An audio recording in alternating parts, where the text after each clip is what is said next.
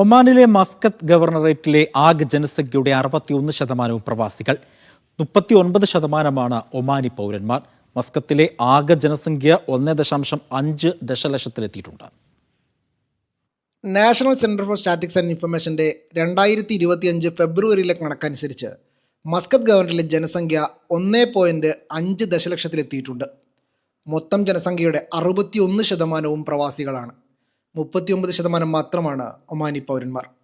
2024 അപേക്ഷിച്ച് മസ്കത്ത് ഗവർണറിലെ ജനസംഖ്യയിൽ 3% വർധനവുണ്ടായത്. ആഭ്യന്തര അന്തർദേശീയ താമസക്കാരെ ആകർഷിക്കുന്ന തലസ്ഥാന മേഖലയുടെ വികസനത്തെയാണ് ഇത് സൂചിപ്പിക്കുന്നത്.